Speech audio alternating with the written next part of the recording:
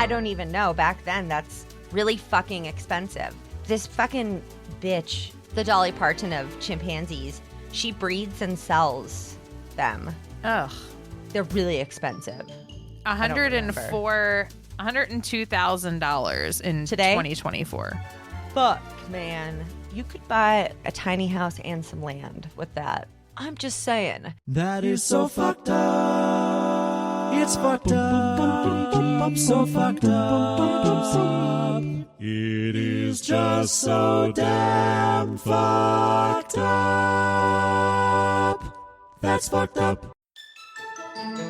Ba-dum-bum-bum. We're back. We're back, Fallon. Back from what? A week? God, I don't guess? know. This is That's So Fucked Up, a podcast about cults and crime and other things that make you go, ugh, or ugh, ugh. That's so fucked up. We're your hosts. I'm Ashley Love Richards. I'm Fallon Morey. Today, this is actually a re-release of a very old episode.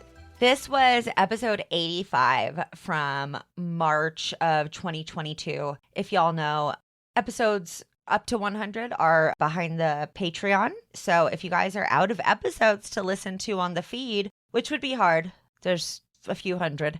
But if you are, or you're tired of listening to ads, patreon.com/TSFU. Ooh, this would have been just 3 or 4 months before I started listening to TSFU and changed my life. Aww, anniversary. I know. Kind of. Sort of. So, you guys, I'm re-releasing this episode on Doc-Antle, who was heavily featured in Tiger King, if y'all watched that. Did you watch that, Fallon? Oh. Seriously, dude, everybody and their mom fucking watched that shit. Okay, so let me tell you, with this one, it wasn't just sorry I didn't get around to it. With this one, I get really stubborn about things that people are like, oh my God, you have to watch this.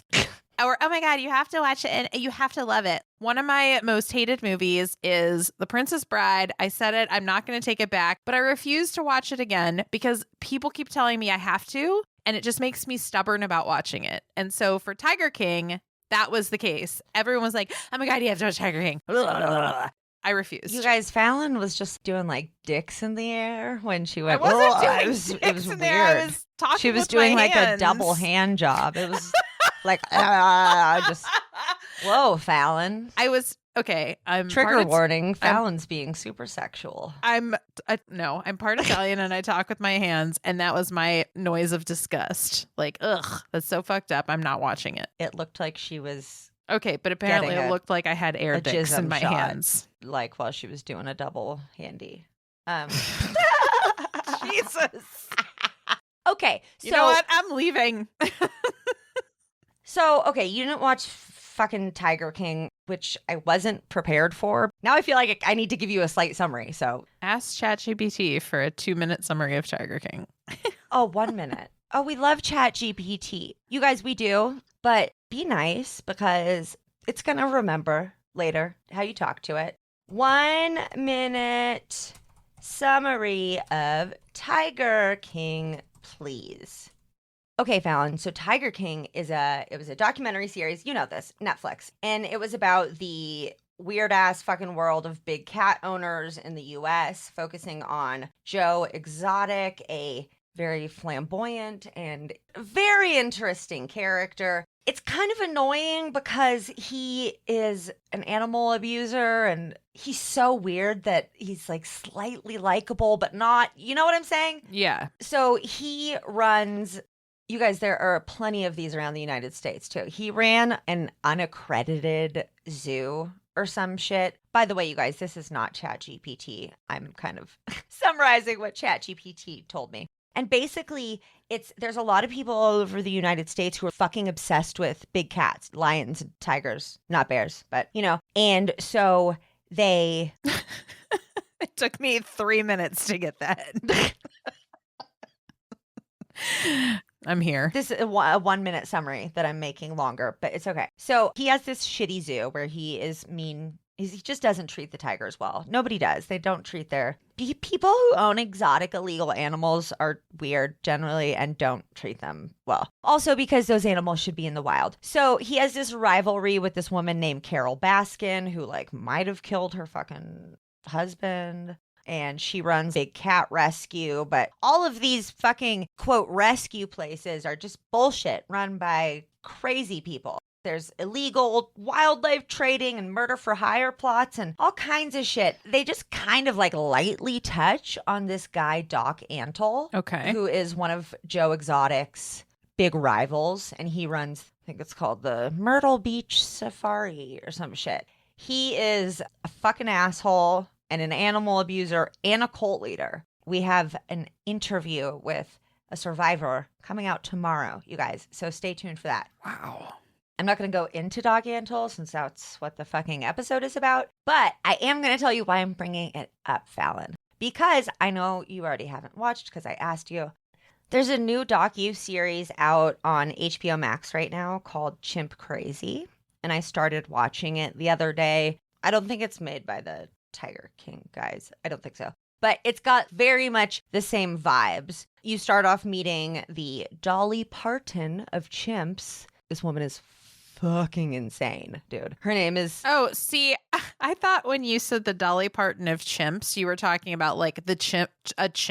Chimpanzee. Like, this one is... Yeah, I thought you meant when you're talking about the Dolly Parton of chimps, I thought you were referring to a chimp. Maybe there was a really popular chimp that made cute clothes for other chimps and sang or things like was or a Dolly whatever. Parton impersonator. Right. So you're talking about a human, obviously, that works with chimps. Yes. And Okay, she so to refers to clarify- herself as Dolly Parton because she has huge blonde hair and I thought you were going to say huge boobs. probably those two. I didn't really notice, you know? But huge lips. The kind on your face. Get your mind out of the dirt, Fallon. What was my mind? Well, you thought about boobies when I was talking about. but I would never Mhm. think any other kind of lips.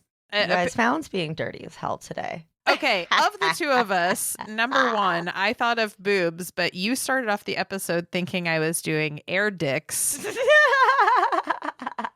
I'm You just were, saying. though. Okay. This lady, but she's just a ridiculous looking person. Oh, she just like really loves chimps. That's a whole kind of, right? Then there's like monkeys and orangutans. Yeah, they're all separate. Okay. Right. So she's very into chimpanzees. She like runs a fucking chimp rescue and all the other quote rescues. Is it fucking actually a shit. rescue or does she just treat them terribly and collect them? Mostly that, but like she thinks that she's loving them. Or I don't know, dude. Are you gonna watch it? No, I know you're not. You're not. Maybe. You're not. So I'm gonna give you a spoiler, guys. I'm gonna tell you to fast forward ahead. It is a spoiler, and it does have gore and animal violence. Fallon, I just wanted to tell you this is kind of what a lot of episode 2 was about. So yeah, if you guys are going to watch, skip this, spoiler alert, and enjoy the episode on Doc-Antle and the interview with Barbara Fisher that's coming out tomorrow.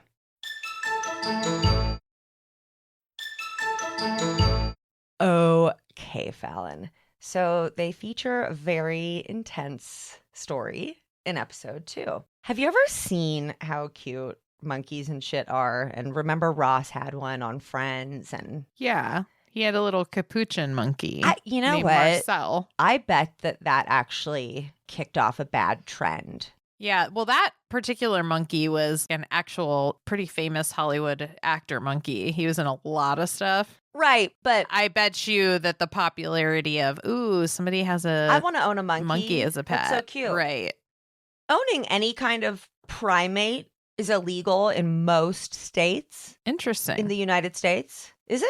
You think people should just own gorillas and stuff? No, I just never would have thought that there had to be a law around that. So I actually Googled it when I was on maybe episode 1 of the documentary, and they hadn't yet talked about how dangerous and bad it is to Mm-hmm. own exotic pets of any sort.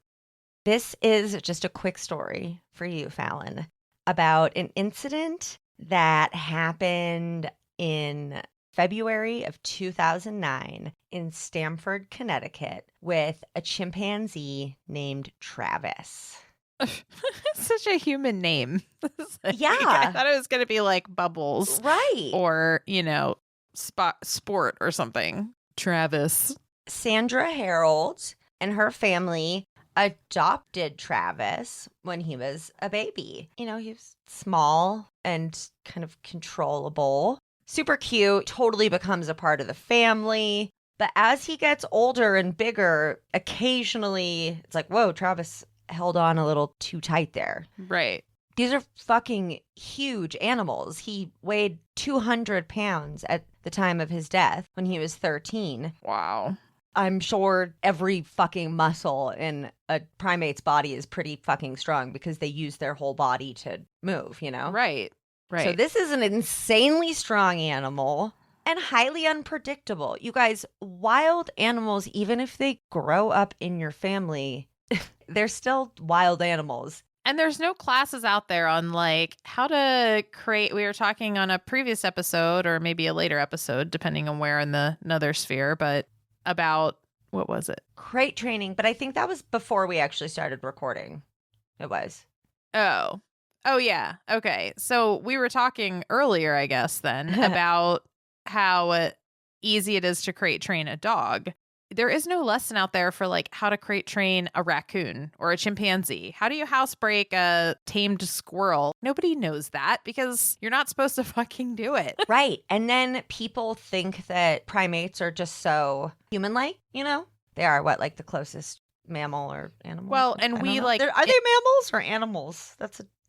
They're mammals. Silly. Okay. You want to instinctively give them human-like characteristics because we have so much in common with them. Mm-hmm. Sort of like how dogs evolved eyebrow movements to appeal better to humans. We want... You mean to manipulate us? Well, make them so lovable. But I think that we want to see something like that as more human, Right. And they're very intelligent. Right. So Sandra and Jerome Harold are the parents. They purchased Travis for $50,000 when he was 3 days old. This is 1995. Woo. $50,000 is a lot of money now in 2024. I don't know about y'all, but Wow. up in here in this economy, it sure is. So I don't even know. Back then, that's really fucking expensive. This fucking bitch, the Dolly Parton of chimpanzees, she breeds and sells them. Ugh. They're really expensive. $102,000 in Today? 2024. Fuck, man. You could buy a tiny house and some land with that. I'm just saying. So, like I said, he's part of the family. They socialized him since birth at 3 days old. The neighbors and, the kids would play around with him and wrestle and stuff. People even reported that he listened better than the other kids. Oh, it's funny. He was on the Maury Povich show and the Man Show, and he was known and popular, Mm-hmm. When he was 13 and weighed in at 200 pounds, he was classified as significantly obese for a chimpanzee, Aww. which is not great when it's already a huge, uncontrollable animal. Right. He liked watching baseball. He had driven a car on multiple occasions. Interesting. Sandra's only human child, Susan, was killed in a car accident. And shortly after that, her husband, Jerome, died of cancer. Oh, my gosh. Sandra put all of her love and attention into Travis. She slept with him every night, bathed with him, Whoa. became her fucking companion. In 2003, right before Jerome had died, because it does seem that after he died, it's when Travis's behavior kind of really escalated. Mm-hmm. But in 2003, he escaped from Sandra's car, was on the loose in traffic for several fucking hours. Oh. So this caused, obviously, a lot of mayhem. Yeah.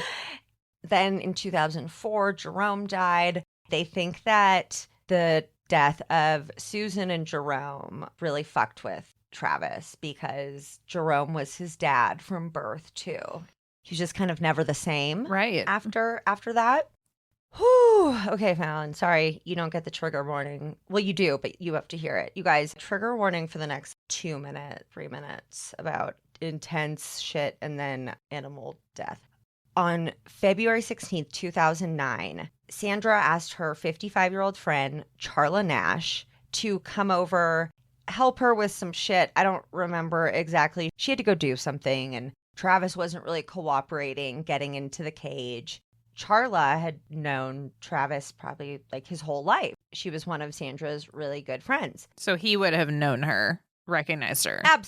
Absolutely.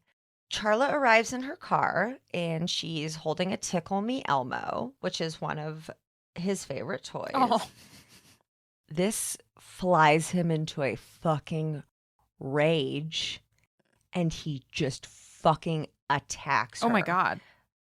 The 911 call from Sandra, so gnarly, dude. They start the episode with that with no warning. It's like, oh my God. She's like, he killed her. He's eating her. Sandra is calling and saying, Travis killed my friend. He's eating her right now because she thought that her friend was dead and being eaten. Oh my God. Which is gnarly because she wasn't. Oh. She was just watching as her friend was still alive and that was happening. Oh my God. And he's like biting her and stuff. He's fucking mauling her, dude. Oh. He mauled her face, blinding and lacerating it. It's Did she survive? horrifically survives, dude. So she's interviewed in the documentary. Her face has obviously been through severe trauma. She's also missing one or both of her arms from the elbow down. He severed several of her fucking body parts. I don't know how she didn't fucking die, but I cannot imagine something more terrifying than being mauled by a vicious, angry, uncontrollable animal. I mean, I can, but that's just fuck, dude. That sounds like one of the worst fucking things. So, yeah, they called cops. They had to shoot Travis because, you know, he was obviously trying to murder people. It's really sad. You can hear Sandra say, you have to shoot him. Please, you have to shoot him, which has to be really hard to say about your fucking only kid left. Ugh. Yeah, Sandra passed away in 2010, but friend Charla Nash is still alive and will be dealing with the aftermath of that forever, obviously. Oh my God. Oh, I know. Really hate stories like this because, I mean, I hope they serve as a huge caution because while it seems cute and adorable that you have a chimpanzee as a member of your family, it appears that Sandra forgot this is not a human. It doesn't matter how bad you want it to be a human. It doesn't matter or how much it acts like a human. Or the fact that it has thumbs. The fact that it has 4 thumbs tells you that it's not a human because we only have 2. Yeah, yeah. I mean, so do raccoons, right? That doesn't make them human. You, as the owner, put this animal in this position. That animal would have never ended his life shot and killed because you did this, being irresponsible and owning one. Yeah. It's fucking ridiculous. The amount of goddamn idiots who just think it's cool to have a gorilla in a cage in the backyard or a tiger. Well, or to have a fucking zoo of them. But there are just people like this, you know, who it's just like, oh, it's just a fun pet. No, you guys, a fun pet is a dog. That's fun. Yeah. Also a big responsibility. But yeah, also, if you don't train dogs well, they can that's why they say, like, there aren't any bad dog breeds. There are just bad dog owners, because it's true. Dogs will ultimately behave the way that their owners have trained them to do. If you see a super happy dog that's kind to everyone and is not violent, chances are it has a happy life with not violent owners. Yeah, pit bulls used to be called fucking nanny dogs, you guys. Yeah, nanny dogs. Because and somehow they were the sweetest, gentlest. No, but then you had a bunch of people come along and say, let's cut off their tails and teach them to be violent guard dogs or dog fight them. And everyone thinks they're bad dogs. I know, it makes me so fucking sad. Ugh. I looked up really quick, if you don't mind. I looked up what would cause a chimpanzee to attack a human, and an article about Travis came up. It was like the first one. It's like kind of, I think, the most famous. And they said that he had Lyme disease when he attacked her. And in humans, that causes mental difficulty and poor memory. So it's possible that he could have had a bad memory. And the other thing it says is that Sandra gave him a Xanax laced tea the day of the attack. So she gave him human prescription medication. You'd think that would calm him down, though. Well, no, it says that in humans, side effects that rarely occur include confusion and problem behavior. Right. And this is not, that's a human medication. And this is, because I know that they have like doggy Xanax and shit, but I don't know if it's, I'm guessing it's like a different. But still, the idea is this isn't a human teenager that wants to paint his room black, refuses to change his underwear. Like, this is a fucking chimpanzee. Yeah. You can't just slip him some Xanax because he said the word fuck at school yesterday. He is an animal. A 200-pound one that you have no control over. Well, and I think that's the difference, right? Like, if you have a 200-pound human, even one that attacks another one, they are still a human. They don't have the same brute animal strength that an animal has. So Well, it's not the yes, same. this fucking chimp ripped her arms off and other parts. I can't do that. Well, that article said that it's pretty common for chimps to attack humans. That's why they put them in cages that are like back further, because it's common for them to bite fingers off and stuff through cages. Because I think they used to let people get closer. Oh, cute monkeys. Right. But now they put bars with a cage inside of it and they put it back from the walkway or whatever. Dude, they're interviewing this guy, and I think he works for Chimp Party, which is fucking this stupid ass company from the 90s from Mike and Connie Braun, where they would take chimps to parties. This guy he's interviewing, talking to the camera, and he's working for Chimp Party, and he's talking about how much he loves them and whatever. And it's very noticeable that this man's nose has been removed and put back on. And then you find out that a fucking chimp had ripped it off and he was still working with them. People are... Wow. There is a lesson in this, though. It wasn't just to tell you guys this awful story. Be responsible with pet ownership of all types. Dogs are like babies. Fucking puppies? Jesus, man. That's a lot of responsibility. And primates and exotic wild animals, you know where they belong? In the fucking wild exotic places. That they're from or Don't supposed to be. bring them from Africa, which is where Travis came And please, from. God, if you find an animal, it might not be a primate, but if you find an animal in the wild and you don't decide that you're going to nurse it back to health and become an animal expert, take it to an animal rehab in your area if one exists. Don't be the guy that finds a diseased raccoon and says, well, just put it in a bed and give it a baby bottle and make it my pet. Take it to an animal rehab. Yeah, don't be that guy or that gal or just that person. Don't be them. Mm-mm. So, yeah, that's your giant bummer PSA that you probably didn't need, because I love y'all and I believe that probably most of our listeners are smarter than that. I know. I got to go pack up my chimp and take it back to the zoo. And, oh, hey, any Canadian or non-U.S. listeners, 200 pounds is 91 kilograms. Oh, Thought I would throw that's that nice. in there just because I saw the information right here and I skipped over it at the time. And then I was like, oh, but people talk like that. They measure in that way. Yeah. Yeah. We're the only ones who don't, actually. You know, here in the U.S. of A., we like to be march to the beat of our own drum. Yes. Have you ever seen those things that'll be like, stand 6 feet away? That's roughly 2.5 sheep. The U.S. will literally do anything to not measure in the metric system.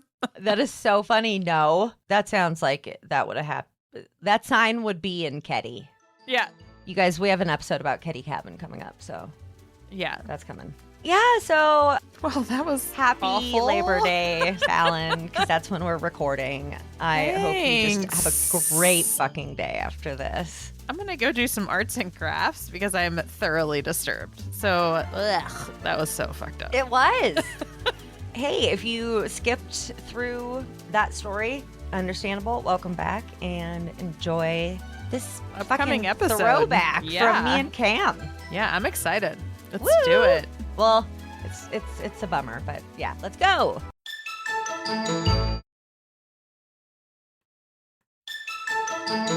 So she pulled Radha, took her away, and put her into a Catholic girls' school. So one day, Radha tells Kevin her school route and everything. He puts on a disguise and abducts her on her way to school. What? That is so fucked up. It's fucked up. So fucked up. It is just so damn fucked up. That's fucked up. Oh, I'm feeling a little rusty. Are you? Yeah, feels like we haven't recorded in a while, right? I know, but I think we did record last week. I don't know. It's been like a weird couple months. I don't know which way is up and down, you know? Yeah, agreed. Time is flying. Every day feels the same. It's flying. I never know what day it is anymore. Oh my God, me neither. Straight up. It's crazy. Constantly. I'm like, is it Wednesday? And it's Saturday. So Yeah. Right. who knows? Yeah. Hey, you guys, welcome back to the show. This is That's So Fucked Up, a podcast about cults, murder, and other generally fucked up stuff. We're your hosts. I'm Ashley Richards. And I'm Cam Dexter. And I'm your engineer, Yvette. And we actually have a really big announcement. Well, first of all, welcome back, season 8. Wow, Cam, we've been doing this together for over 70 episodes. And then if you count the interviews and the Dexter's Conjectures and the listener-sodes, actually, we've probably done I don't know. I'm going to figure it out. I feel close to 100. I feel like we've got to be coming close to our 100th episode anniversary. So I'm going to figure out what that is, and I'll let you know. Okay. Yeah. Okay, that'll be fun. Yeah. That's a fun announcement. A sad announcement is that our beloved audio engineer, Yvette, is leaving the show, but it's not... it's sad for us, but Yvette, tell them why it's actually very awesome. So I've been going to this music studio, and so they offered me a spot on the team, and I will be going there, recording some local artists. So it'll be fun. Woo! And your passion is music, right? Yeah, yeah. That's, if you know me, that's my thing.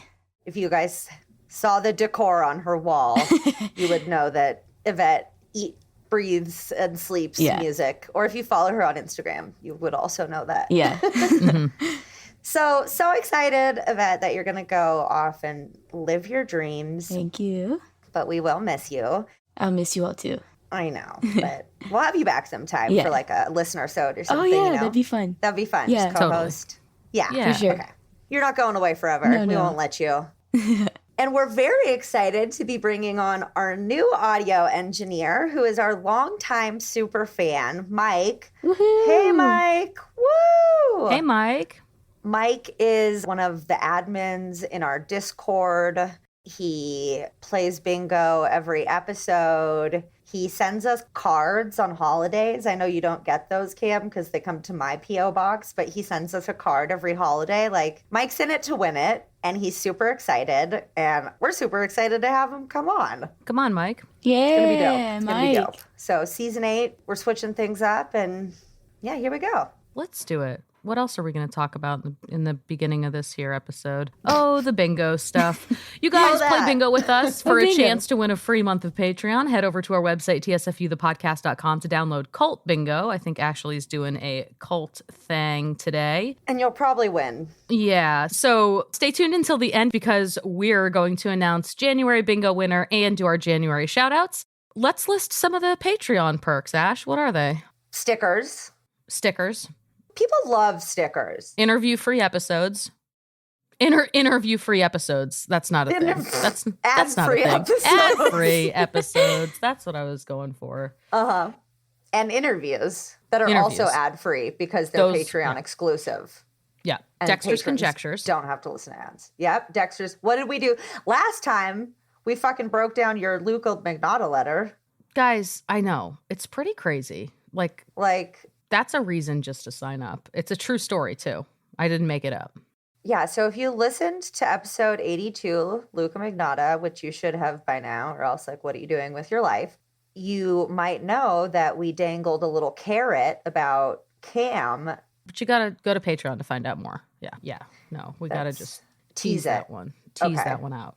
Like hair in the 80s. Yeah. Oh. Yeah. What were they doing? That's the point. More is not better. In the 80s. I know. Like, no one looked good. Good times, right? Yeah, a lot of... No. Yeah, it sounds terrible, though. Because back in the day, a lot of the women were staying at home. So it's just like fucking... staying at home and, like, being on, like, literally methamphetamine. Like, vacuuming. That sounds awful. Fucking sounds absolutely like hell. Oh, if being a woman in today's time is hell, imagine being a woman back in history. Jesus fucking Christ. I mean, wowza. Right?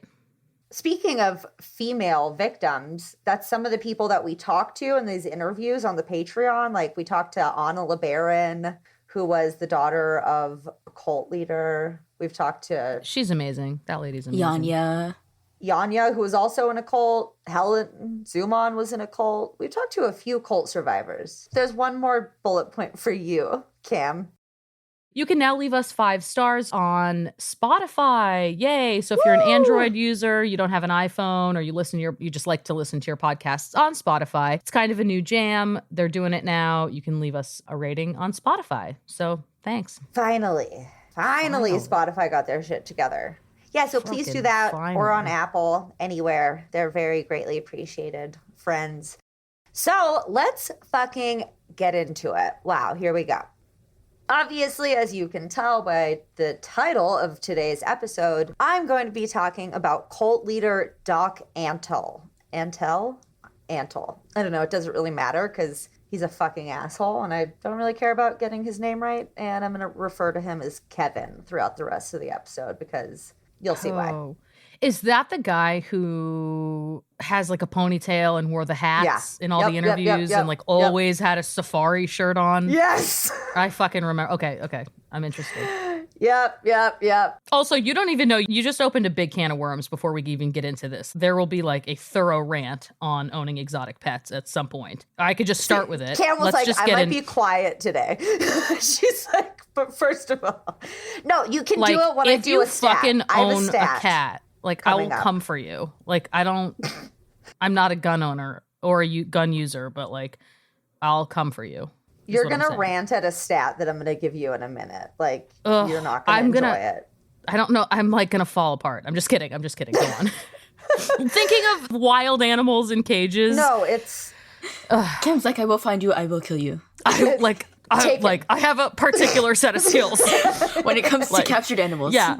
I have those skills. Yeah. I have a journalism degree from like a million years ago. Okay. Like, pretty sure I know what I'm doing. I'm a true crime podcaster. Yeah. Okay. Today's episode is not very funny, though. I mean, it will be because Cam and I are obviously hilarious, but it is, as Cam's kind of already alluded to, there is some talk about animal cruelty. So I'm going to be mainly focusing on like this motherfucker and how he's an abusive cult leader and possibly a murderer. So there's not going to be a ton of animal talk, but just a heads up for everybody, if that's something you're really sensitive to, this like might not be your jam. My main source was one of the Tiger King sequels, Tiger King, the doc-antle story. So that was kind of like my main source, 3-part documentary on Netflix, and then obviously had a bunch others. Check them out on the blog. Okay, here I go. I wrote an intro like Cam does. Dun dun dun. If you watched Tiger King like 90% of the rest of the world, then you might remember Doc Bhagavan Antle. Yes, Cam, you're right. The fucking stupid fucking the safari hat. Man, that fucking ponytail. Goodness. Oh, God, he's so gross. So I, for one, was Yikes. fascinated by him and did not understand why they didn't cover him more in the documentary. His weird fucking safari cult was far more interesting to me than whether or not the cat chick killed her husband. So I've decided to kick off season 8, digging a little bit more into this abusive cult-like world of this motherfucker. Abuse, tigers, and a cult. Oh my! You like that? Yes. It's a little play I liked on it. The Wizard of Oz. Oh. Did you get it? Like lions and tigers and bears? Oh my! Oh, yeah. Oh, I'm Yvette with caught you. it. Okay, I'm with okay, you. cool. Yeah. Jokes aren't as funny when you have to explain them, but that's okay. Eh.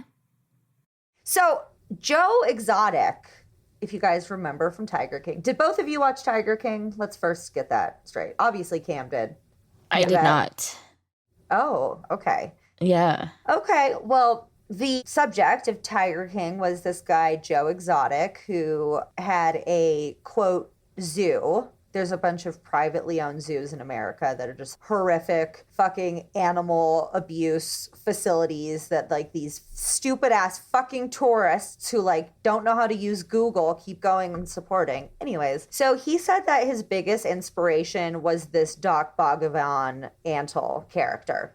And Joe wanted to model his quote zoo after Antle's cheesy as fuck Myrtle Beach Safari. That's why he always has a fucking safari outfit on, because he like acts like he's on safari 24/7. I remember And so that. do It's- all of his ladies. It's weird. And then in the documentary, Joe is like talking about how he's like trying to emulate the Myrtle Beach Safari. And he's like, okay, so like they wear safari looking clothes. So we're going to wear safari looking clothes. And like that's part of his business plan. But it fucking worked. You know, obviously his quote zoo was super fucking popular before he was imprisoned.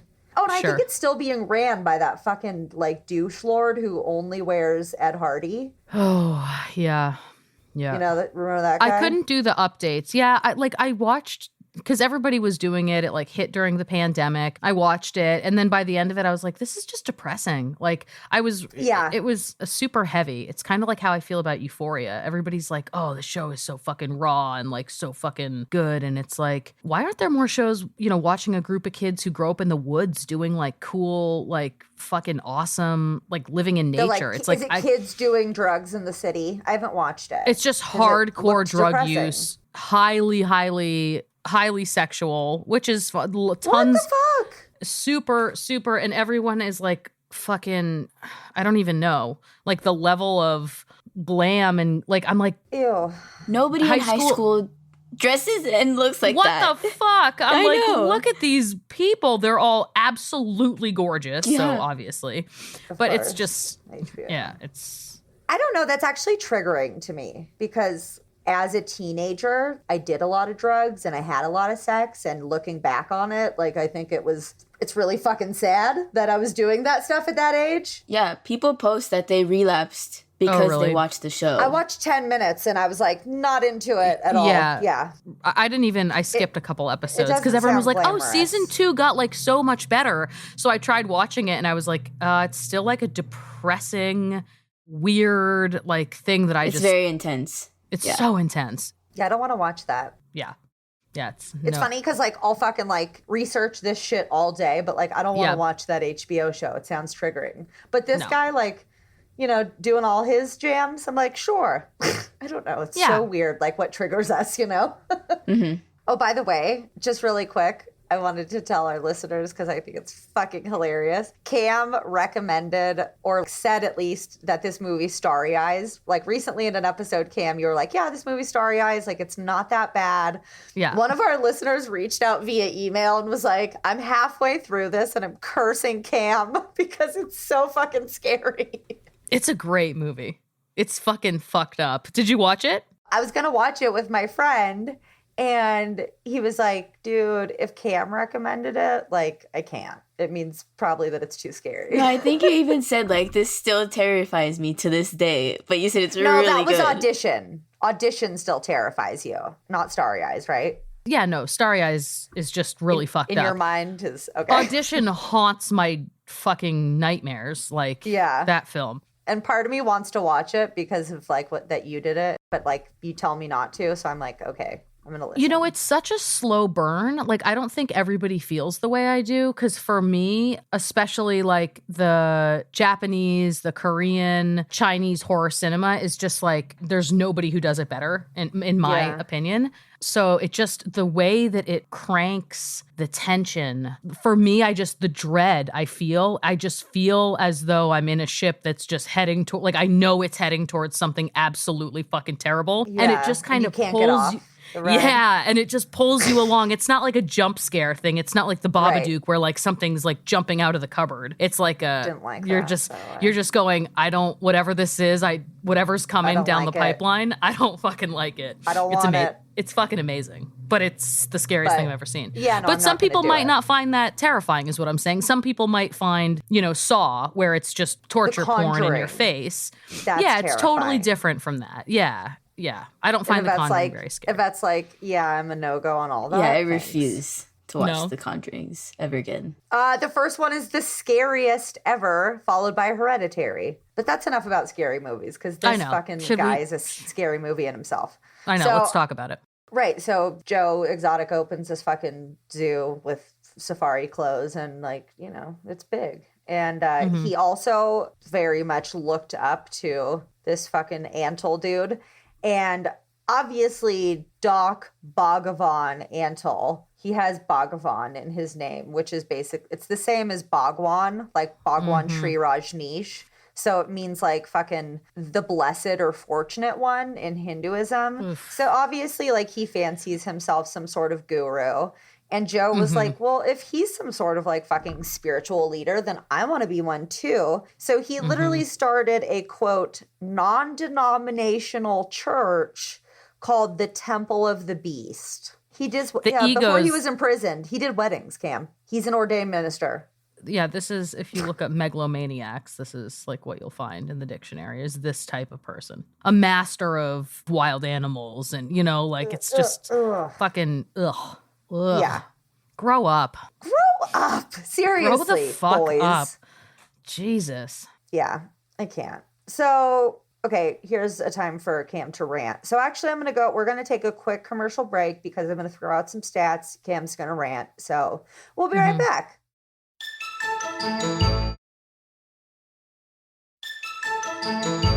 Okay, and we're back. Ready to hear some upsetting things, Cam? According to the U.S. Fish and Wildlife Service, there are between 3,200 and 3,500 tigers remaining in the wild globally. Okay, hear that number? 3,200 to 3,500. Okay. There's likely more than 5,000 tigers in captivity in the U.S. In the U.S., 5,000. That's insane. 6% of that 5,000 live in facilities accredited by the Association of Zoos and Aquariums, meaning that 94% of those 5,000 tigers in captivity in the U.S. are in weird fucking backyard zoos, living in people's fucking basements or whatever. Like, it's disgusting. I know. I don't understand why we haven't come to a place in society where like animals don't have the right to live a happy and free existence. It just blows my mind. Yeah. Like, even zoos are disgusting. Like, totally. And here's the thing, people, like, honestly, your dollar is your vote in this world. We do live in a capitalistic, consumer-driven society, and you can choose not to go to SeaWorld. Sorry, the kids want to go, but fucking do something else. Don't go to zoos. It's just like, try not to perpetuate this stuff, because if nobody went, then they wouldn't need to be there in the first place. Keep making them, right?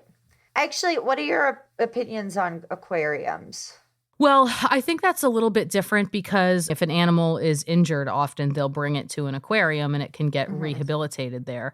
But I think that if you have stuff like whales in tiny cages, then, what I would hope is that maybe those facilities were, I'm just literally, what the fuck do I know about this stuff? But I'm just going off the cuff here, but it would kind of be interesting if those facilities were only for animals that were injured and like you could kind of see them during a phase when they were getting back to 100%. And so the only animals there you could watch in their natural habitat while they were rehabilitated. But I don't know enough about it because I'm not sure if once an animal is in captivity, you take away its ability to function properly in the wild. So I don't know if they continue to exist because of that fact. Like once you start feeding an animal, can you reintroduce it without? I think they do that with bears though. Like I'm trying to think back on the fish and game services back in New Hampshire. I'm not really sure. If you know about this stuff, let us know. Yeah, actually let us know. And you just saying that about like humans giving animals food and then can they survive in the wild on their own? That just reminds me of, which I'll get into later, Doc Antle is not a fucking Bhagwan, and he's not a fucking doctor, so I'm not going to call him that. His born name was Kevin, and I think that makes him sound a lot less high and mighty, so I'm going to call him fucking Kevin. All right, let's call him Kevin. So Kevin delivered 7 tigers to a zoo in Thailand that has a horrible reputation for mistreating animals. And there's a monkey at that zoo that is addicted to cigarettes because people throw him cigarettes all day. So this guy who like pretends that like he's like so into animal and wildlife conservation, because that's his thing. That's what he says. He's like, oh, like he says his charity is like for fucking wildlife conservation and stuff. And he's just a total fucking con artist. Right. Well, and the thing too is that, and I think they highlighted this a little bit in the documentary, but I don't think they did enough to really show it, is, you know, everybody wants to pet a fucking baby tiger, right? Oh like my a God. sweet little precious thing. And they're just like blowing the brains out of all the adults, like fucking mass graveyards for the ones that are old that nobody gives a shit about. So, right. You know, you keep buying the babies and then you got to take the old ones out. Because they're if expensive. You go to They're expensive Thailand or something, don't. Yeah. Don't go pet a tiger. Guess what? It's a fucking tiger. It doesn't want to be pet. He's on drugs. They're drugging those tigers. And the elephants, do not get me fucking started on the elephants that people go ride in countries with elephants. I was just about to say, absolutely not. Everybody should watch the documentary Love and Bananas. Shout out to my friend Ashley Michael Bell, who you all might also recognize as the actress from The Last Exorcism. But she wrote and directed that documentary, and it's amazing. And I worked with her on a film called The Swerve. So everybody, have you seen it? Everybody should go see Love and Bananas. No. So, where is it? Where can you watch it? Documentaries are hard to find sometimes. That's what's actually really annoying about documentaries. They are often hard to find, and I don't get that. It's like, why? Because they don't want you to know the truth. That's why. You know what? That's right. You're right. Because I'm thinking, why would you make this informative film and then like make it inaccessible? Maybe it's the fucking 1%. They're bringing something that people don't like to hear to light. And if it's hard to find, you're never going to know. Therefore, you're not going to know the right information. So there's the powers that be. I think so. That's just my thought. It gets an 8.0 on IMDb and a 94% on Rotten Tomatoes. It's so hard. Well, where can we watch it though, Cam? It's on Prime. Oh, sweet. Oh, nice. Yeah. Cool. Yeah, please watch that, because what is happening to elephants in the countries where they reside and people fucking ride them is horrific. Just don't go pet dolphins either. You guys, when you travel, just like leave the fucking wildlife alone. If you want to watch it from a distance, like, and it's in, you know, not a zoo setting or whatever, great. But like Cam said, your dollar is your vote. And when you go do that fucking shit, you're just perpetuating immense cruelty to animals. Cam and I are like definitely on a rant. I'm like, same thing with the food you buy, but we'll leave that one for another day. Yeah. Okay, so Kevin Antle was born in Salinas, California in 1960. He was a total trust fund baby because his family basically was a part of some company that produced basically all the lettuce for the United States. So he's got that lettuce cheddar, you know what I'm saying? So he went to China to study basic medical training to serve rural populations, I guess through some family business connections or something. And this is apparently where he got the nickname Doc. He claims to have a PhD in zoology, but 2 of his former wives and other staff said that he doesn't have a PhD, or a degree of any kind. In fact, he dropped out of school before the 9th grade. Dope. He paid someone in China to write that he was a doctor on his certificate during a medical training course. Wow. Oof. Like, literally didn't even start high school, but, like, claims to have a PhD in zoology. So, God, he's just such a fucking con man. As teenagers, Kevin and his girlfriend Betsy went to Virginia to attend a month-long yoga retreat or teacher training, I'm not sure, at Yogaville, a community, aka compound, founded by Swami Satchidananda Saraswati. So this is kind of funny because I definitely looked into going here during my like newly sober, soul-searching, eat, pray, love phase. Totally. I was definitely like 28 and didn't know what I was doing. And I was like, maybe I just need to go like live in an ashram for a couple months and just like do yoga and just eat and pray and like love and, you know. Yeah. So Sounds pretty like good. I've said so many times, I could have been in a cult so easily. Like definitely there's, okay, well, I can think of 3 times. I took a Scientology stress test once. I also almost went to this fucking place. And I was doing this like kirtan thing where you would like sing and like sing back and whatever. And then like one day they were like, yeah, but you know that there's only like one ultimate truth, right? And then I was like, yeah, I'm going to go. Yeah. This just got weird. Mm-hmm. But yeah, so I almost went there. Thank God I'm here telling you guys about it though, as a person saying, hey, don't go there. It's a cult, instead of having, I could be there right now.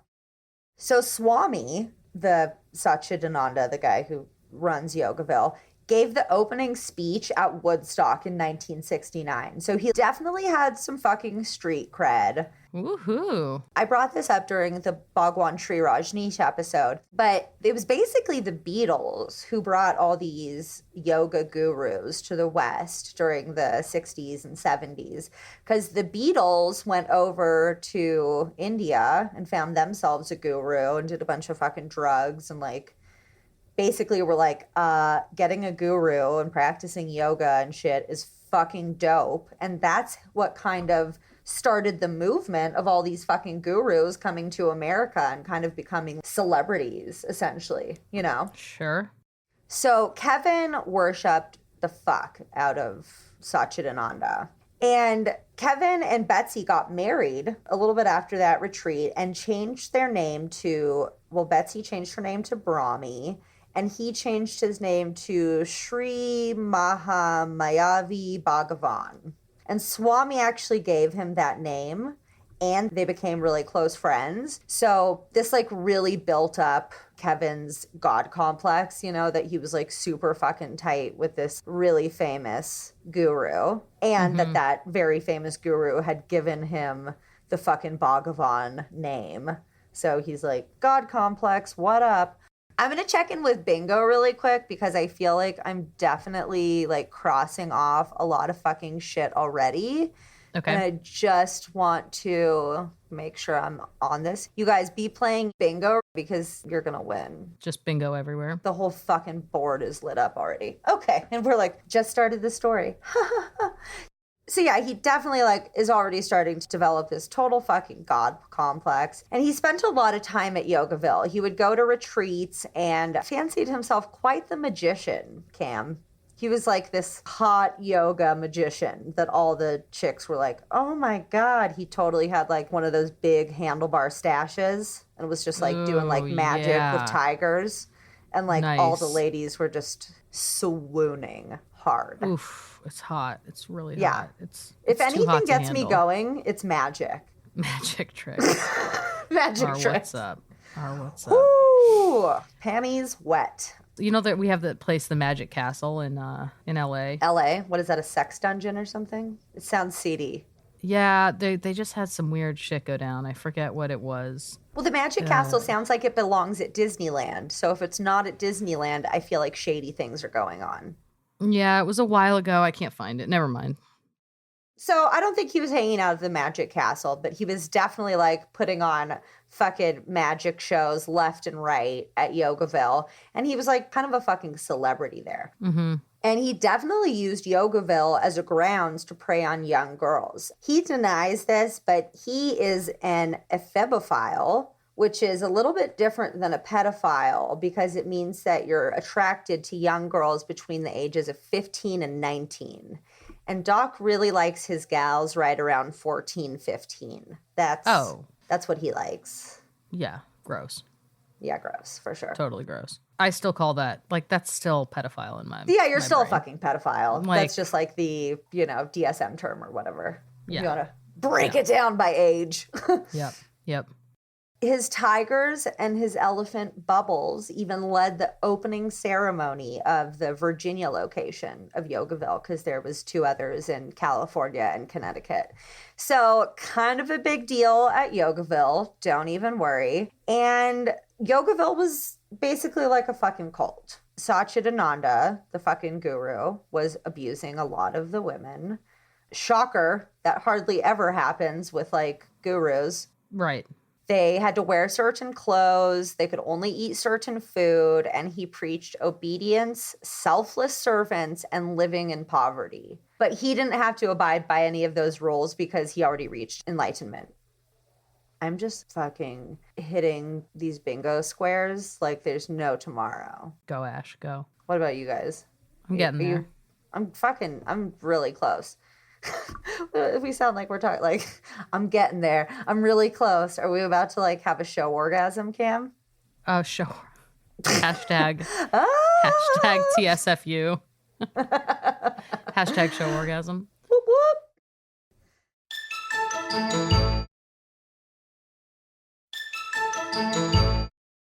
Yeah, this Swami motherfucker was like definitely a cult leader. So was Yogaville. And Kevin is like, all right, cool. So I'm going to open up a zoo near Yogaville, like a private zoo. And I'm going to like basically run it like Yogaville. So he opened this private zoo like in the early 80s. I'm not really sure what the deal with it honestly was because his main deal is this Myrtle Beach Safari that he opened in 1983, which is still operating today. And this is basically a fucking cult. So let's see if we can just get this. So he expects his employees to see the zoo as a lifestyle, not a job. He says that like the animals come first, so it's going to be a lot of hard work, and basically works these people like 24/7 for like a small stipend and room and board or whatever. And you have to give up your whole fucking life to go work at the zoo. Like I think it's a 2-year commitment. If you're a female, you have to be single, childless, within 20 pounds of your perfect athletic weight. What the fuck does that even mean? You know? I know. Right? A lot of the girls were eating 800 calories a day because he wants them to all be super skinny and look like teenagers. His wife, Betsy, was 100 pounds until she was 30. Yeah. Like that, honestly, too, skinny women look underdeveloped, and we know that he has, you know what I mean? Like, you don't have, like, once you get older, Totally. most women get more curvy. So that just like strikes, that. that just strikes me as like another way that he can like fulfill his paraphilia. Yeah, he's disgusting. Yeah. And no, but like also he'll just fucking age people out, which I'll tell you about. You also have to abstain from drinking, smoking, and eating meat. And often people who move in change their names, I think kind of under duress. Bingo! Fuck, I hit it. Now I can't see him. Damn it, you guys, I do that every time. But I know I got changed name, compound, brainwashing, and 2 other things. I didn't even use a free space. And I like still have a bunch more lit up. So yeah, this guy's definitely a cult leader. Let's just get that straight. And it's so weird. Like if you go on the website and stuff, it's mostly pictures of supposedly, I guess, hot chicks. Like not really in my mind, but like him and like hot chicks like dressed like fucking Tarzan with tigers on leashes. Like they do a ton of time just like doing like promo photo shoots of like trying to like look hot with tigers. It's so weird. And apparently a lot of naked photo shoots with teenage girls as well, which we'll get into in a little bit. He often chooses his apprentices based on whether or not like how young they are and if they're virgins. And based on testimony from people who used to work there or be involved with him, he does this thing that's like, just like so classic fucking guru type cult leader. It's called Shaktipat, where it's supposed to be divine touch and it's like passing on like his magic, but it has to be done through him putting his penis into you, obviously. Oh. You know? Oh, yuck. Ugh. Yeah, cult leaders do that a lot where they say, I'm going to have sex with you and it's going to like make you fucking magic and holy or whatever. Yeah. Tale as old as fucking time, you know? Right. We saw that all the time in Ridiculous. Nexium. Yes. Yeah. Yeah. Keith. Yeah. He's so gross, dude. So now we're going to take a break. We'll be right back.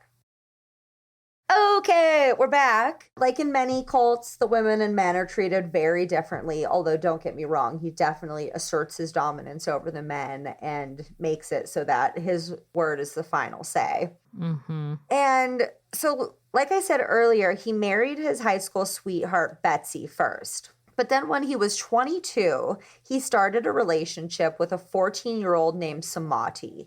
Like I said, he would pick up on these teenage girls who were at Yogaville because their parents were devotees or whatever. So he spent like 6 months wooing her and being disgusting. And when she turned 15, in some sort of fucking bullshit ceremony, he became her spiritual husband, took her on as his spiritual wife. Mm-hmm. And then get this, apparently he took her on a honeymoon with the wife, Betsy. And in the interview, Betsy's just like, I didn't know he was fucking around with these young girls. Like, I was just fucking having a good time snorkeling. And it's like, really, Betsy?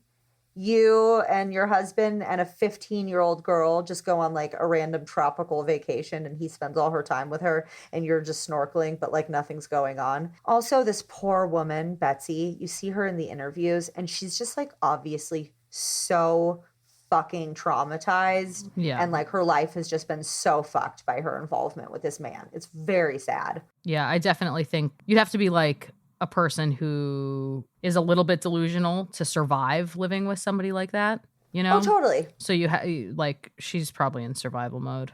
And she's been with him since she was in high school, Right, like, or right. younger. So she's fully brainwashed. Yeah. You know? He's a master manipulator. Mm. And okay, if you want to know how fucked up this is and this poor woman, let me tell you how her and Kevin started dating. So Betsy was dating this guy, we'll call him Sean. And Kevin's mom let Sean and Betsy hang out at the house all the time. And they wanted to like be together all the time. And their parents weren't letting them hang out alone in their room or whatever, you know. So Betsy and this guy, quote, Sean, would hang out at Kevin's all the time. And then this might also point to like why Kevin is like a fucked up cult leader. His mom starts fucking Sean, the kid, and convinces Betsy, hey, I'm fucking your boyfriend now, so why don't you start dating my son, Kevin? Who? Yeah, so that's how Betsy and Kevin got together, by the encouragement of his mother, because his mother started banging Betsy's boyfriend. Oof, man. So, like, he's not coming from a great home. Like, we'll just, say that. He may have had all that lettuce money, but his mom was obviously also a fucking pedophile, Right? Yeah. That's disgusting. Yeah. Ugh. And you can just see in the interviews, I don't know if she has some sort of illness or whatever, but she just looks ruined. Her brother in an interview said that she has had drinking problems and that she almost died. I'm not sure how. And he starts crying about how Betsy's life has just been absolutely fucking ruined by her connection with this motherfucker. Mm-hmm. And it's just really sad. I feel so deeply for these people, especially if they have been with somebody for so long, because it's truly the only thing she knows. And it's hard to get out of it's hard to get out of a healthy relationship. When you any relationship is a difficult thing to move on from. And, it's hard enough to pack your fucking shit up and figure out where you're going to live again. And I don't know, get a new internet plan and setting all that stuff up is, for anyone who's done it. I've done it a couple times. Just a few. I love all my exes. Hey guys, I'm sure none of them listen to the podcast. What's up, John? Actually, one of my exes, hi, Aaron. He is one of our patrons, and we dated in high school for like 2 months. Oh, cool. And he listens. Isn't that cool? Yeah, that's awesome. What's up, Aaron? Yeah. But like, so it's hard enough just to do it. So if you have been traumatized by somebody who's highly controlling and abusive, you know, it must be so hard to restart. And what I always think about is most of these women, you know, their finances are controlled. So, you know, like, you don't have any money. Like, you have nothing to start with. How do you make a move if you can't fucking pay for anything in this world? You know? Well, also, when they divorced, he stole her entire inheritance. I don't know how he pulled it off, but yeah. So, like, she really didn't have any money. Also, he told her, like, all the time when they were married that if she ever left, he'd kill her. So, like, there's that on top of the trying to figure out, like, where you're going to live with no money, right? Just, it's so sad. So Kevin told Samadhi, his 15-year-old spiritual wife, that he had like put this magical spell on her so she couldn't get pregnant. But guess what? She did. And then he fucking told her it was her fault. So once Samadhi, his 15-year-old spiritual wife, got pregnant, he was kind of like, ew, done with you, and picked a new 14-year-old. So at this point, older women get pregnant. Moms get pregnant, not children. Right. Not, yeah. Ugh. So, like, he's, like, done and dusted. You know what I mean? Like, that is just yuck.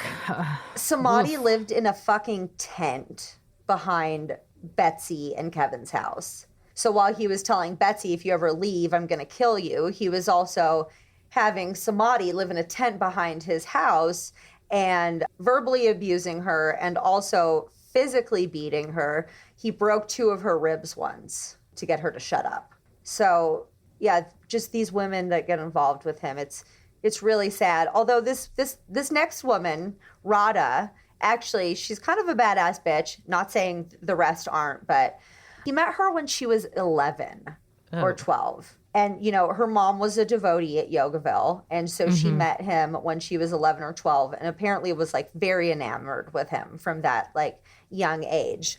And once she turned 14, they like got together.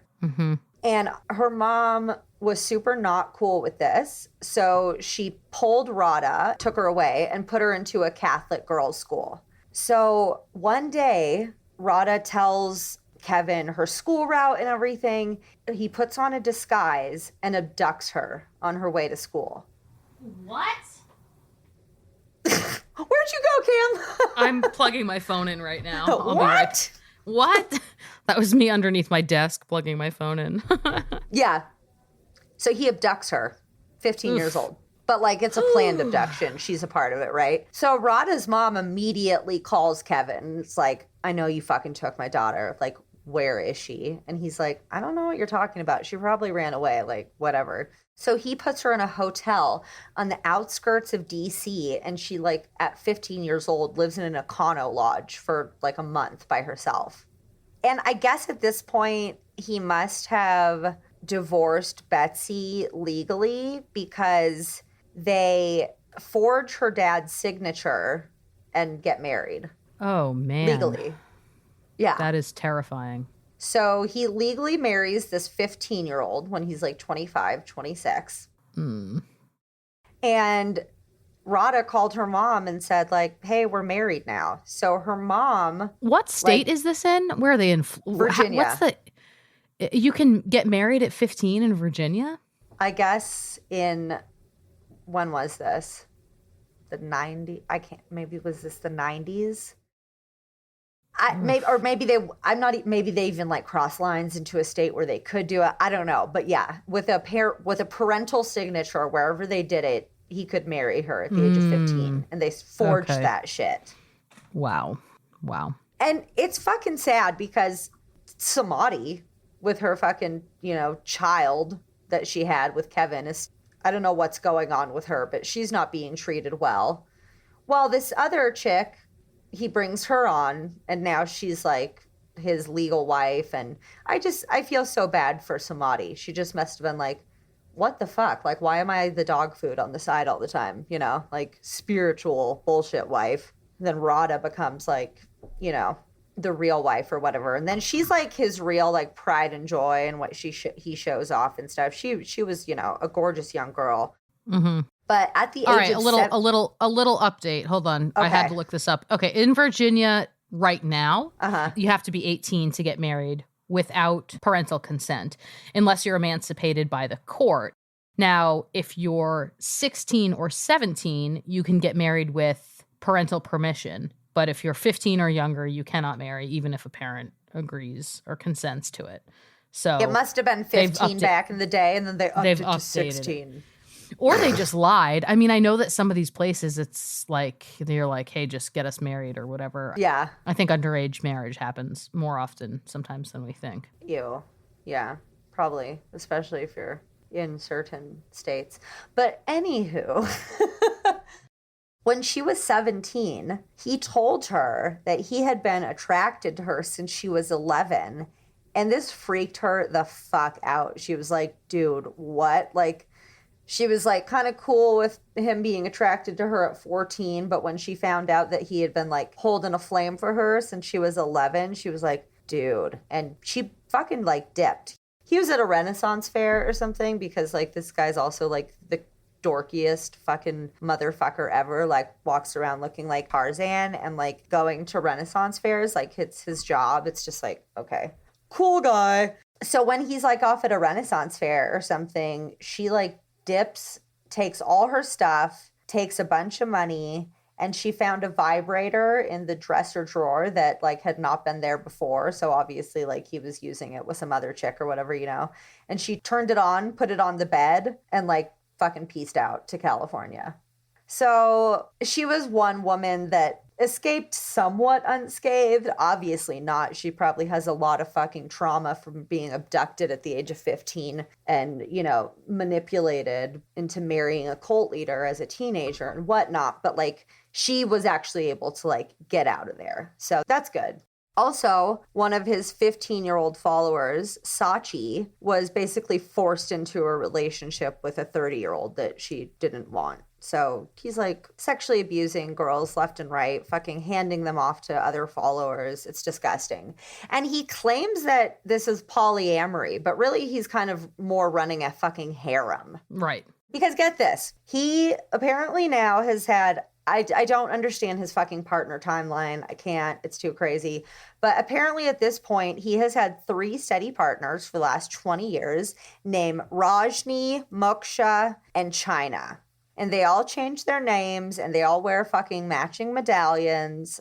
It's like, I fucking love nerds, don't get me wrong, but I just cannot convey the amount of nerdom going on here. Like Renaissance fairs, dressing like Tarzan. I just like, and then he just thinks he's the coolest motherfucker to like ever grace this earth. I can't.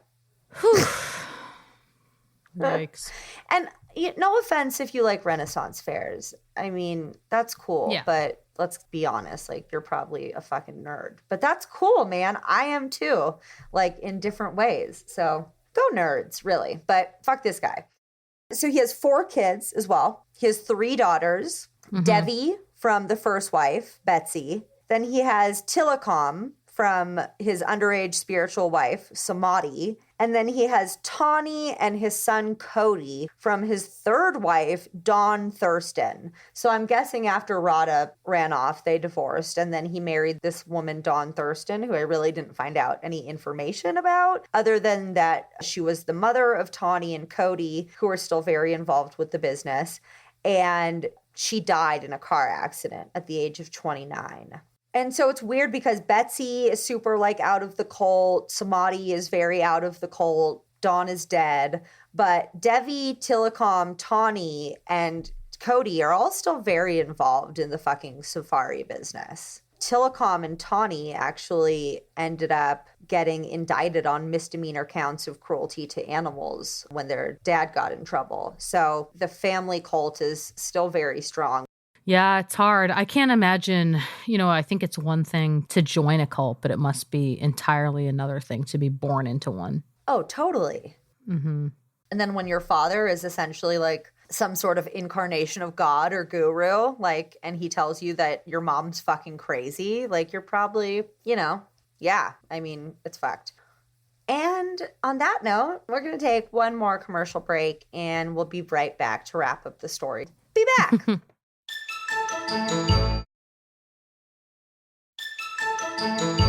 Okay, so I am back. Cam's back. Yvette's back. We're all back. All here. Yeah. And like all other cult leaders, he's a fucking psychopath. Mm-hmm. And this is kind of where I'm going to get into how he's a psychopath in the ways of not abusing animals. And then I'll give you a warning to fast forward. Like I said, he threatened Betsy on several occasions that if she ever left, that he would kill her. He beat Samadhi so bad that she thought she was going to die 4 times. Also, like I said, broke 2 of her ribs to shut her up. He also told a former business associate who saw him digging up a trash bag full of money in the middle of the night that if he ever told anyone about it, he'd never live to see another day. So he's like threatening to kill people left and right. Also, he has like bags of money hidden that he's digging up because guess what? His rare species fund, conservation project or whatever, like most of the money that goes to that gets funneled back into his fucking safari. So don't donate to that, you guys. And now I'm going to talk about some of the animal abuse. So fast forward a few minutes if you need to. Barbara, one of his apprentices from 1999 to 2007, got really attached to this little monkey there. And he liked to fuck around with people like mentally. So she got really attached to this little monkey. And he put the monkey in the freezer and wouldn't take it out until Barbara calmed down because she was like freaking out that he put the monkey in the freezer. And he's like, no, I need to teach you a lesson in attachment and control. I'm not going to open the door until you calm the fuck down. Like psycho shit like that. That's reminding me of Love Has Won. Remember? Like using the children as control and teaching mechanisms, like manipulative, total psychopathic shit. Yeah. That's psychopathic. And also just to be like, oh, and this is my way of like teaching you how to let go of attachment and get closer to enlightenment. It's just like such fucking like, you guys, this is it's not just yoga. What's going on here? Okay. And he's not teaching anybody about fucking enlightenment by putting monkeys in freezers. Also, he pressured her to change her name and to get a fucking tit job, which he like totally denies, but he like wants these women to look a certain way. So I absolutely believe that.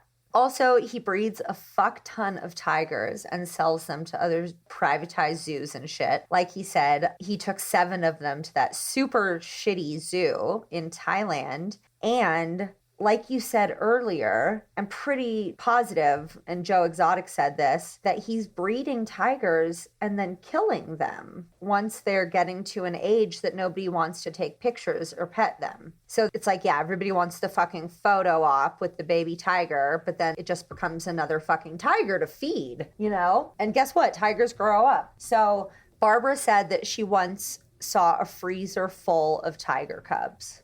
What? Yeah. He said that they had been stillborns, but she was like, I was actually like around for the birth of those cubs and they were perfectly fucking healthy. And Joe Exotic said that he uses gas chambers to kill tigers to make space for further breeding, which I absolutely believe. I mean, especially with this freezer full of tiger cubs story, in the promotional videos. And if anybody comes for interviews or whatever, he tries to make it look like his quote zoo is this big conservation area or whatever. Like he doesn't let anybody see that there's animals in cages. And he actually keeps tigers in these tiny cages. And this made me so fucking sad.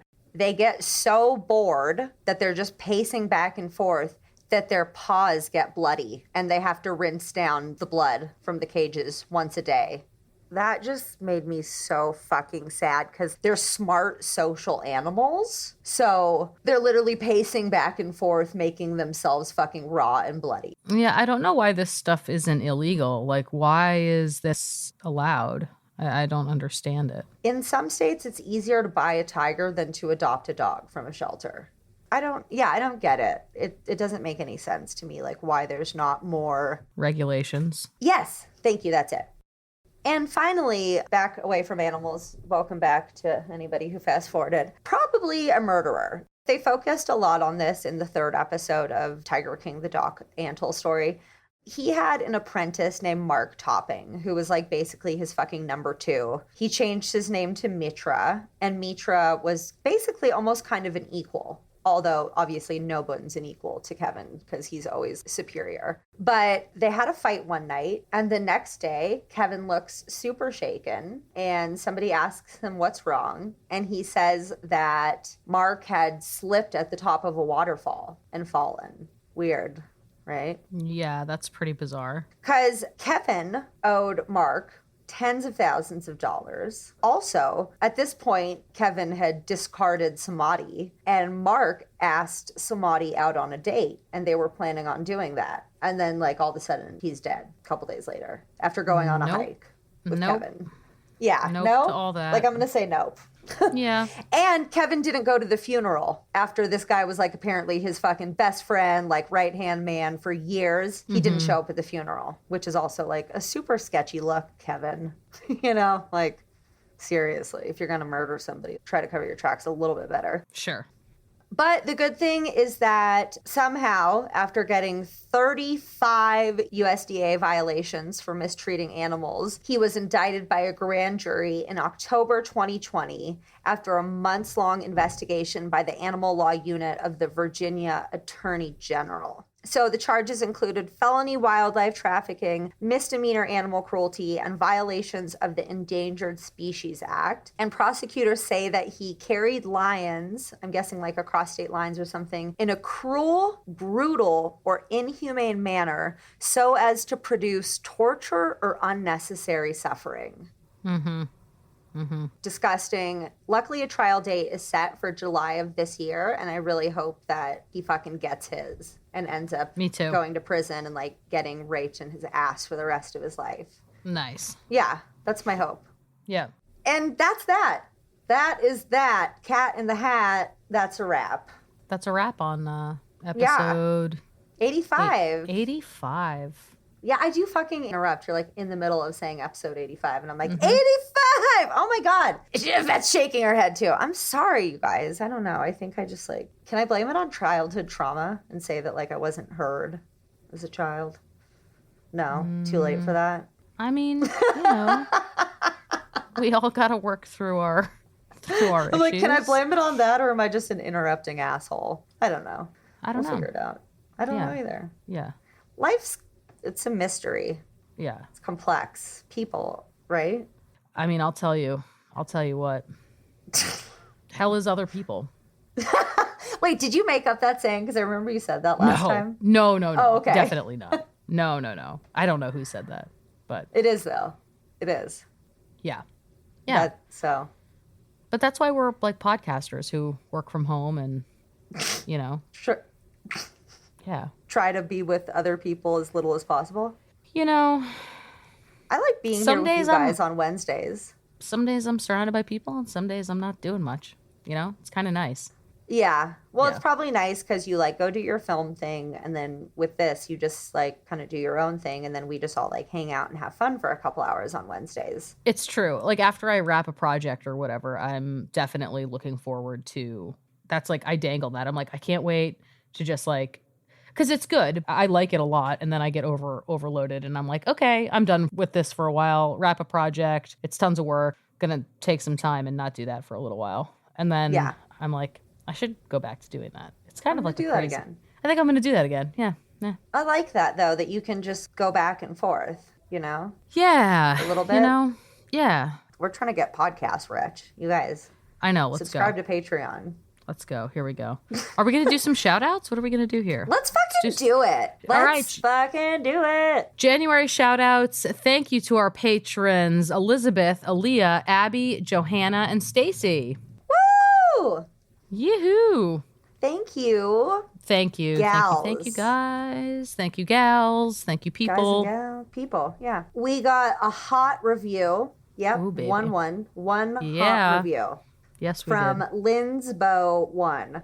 So, Listen, you guys, I guess we're going to have to fucking be assholes again and give that little lecture. Look, if you're enjoying the show and you don't want to become a patron, that's fine. We get it. Money's tight. It literally takes 2 minutes to leave us a review, and it helps us so much. So if you're enjoying the free content provided, we would love a review. I know I sound like an asshole, but like, let's just be real sometimes, you know? Fuck. Yeah, that's my rant. I liked it. Thank you. Yeah. Of course, thanks to everyone who played bingo. Woo! Our January winner is Gate Bean. That's a cool name. Hey, Gate Bean.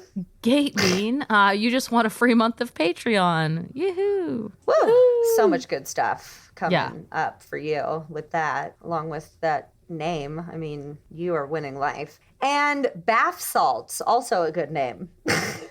Hell yeah. Sent in a listener. Couple of rippies of the bath salts there. Whoop, whoop. Yeah. And you guys, ladies, gentlemen, friends, theys and thems, people of all kinds, make sure to follow us on social media at TSFU the podcast. We're going to be doing some cool giveaways and specials during the season. Just like updates, stay up to date. Our Instagram's really cute, actually, aesthetically. So you might just want to check it out for that reason. And as always, everybody find links to our merch, sources, social media, bingo, Patreon, and everything else TSFU on our website, tsfuthepodcast.com. And I think that is a fucking wrap for season 8, episode 1, which is actually episode 85. That'll do it. Fuck Here we go.